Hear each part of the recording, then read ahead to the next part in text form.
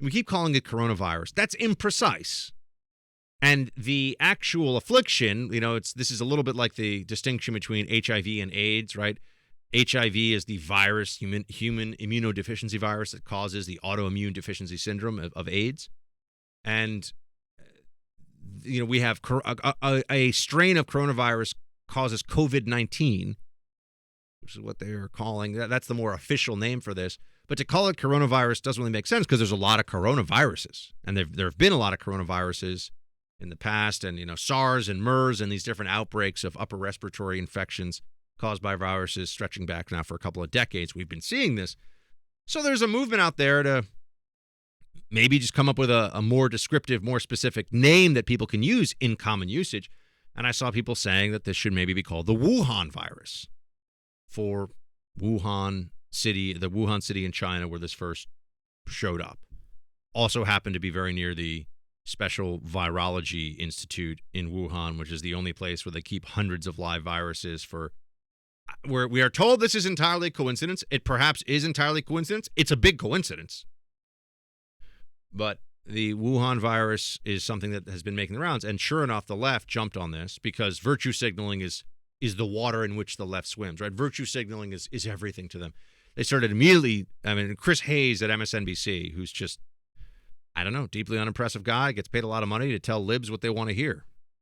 But he said that this was racist to call it Wuhan virus. And you're hearing this from people, oh, it's so racist.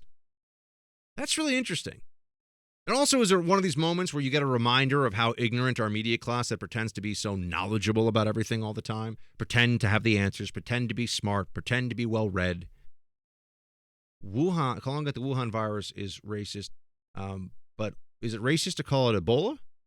Because Ebola is named after a river in Central Africa where they first found the disease.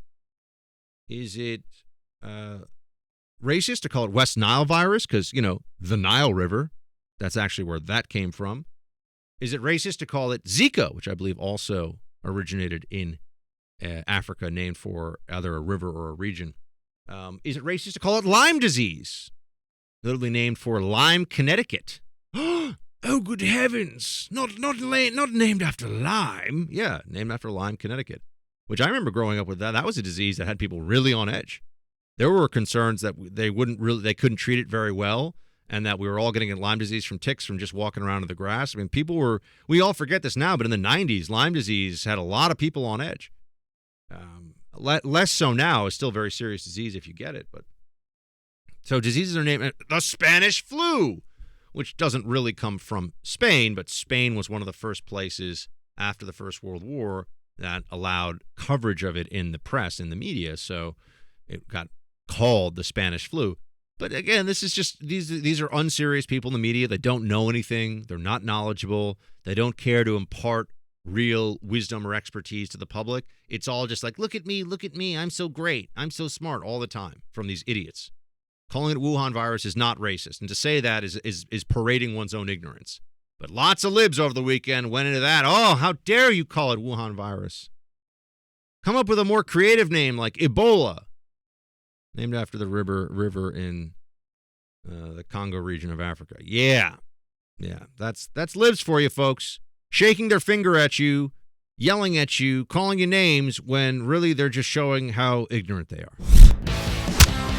Hey, Team Buck, thank you so much for watching The First on YouTube. If you like this video, please click that little thumbs up button so then it will log as liked. And also, if you want to see more great content from The First, please click subscribe.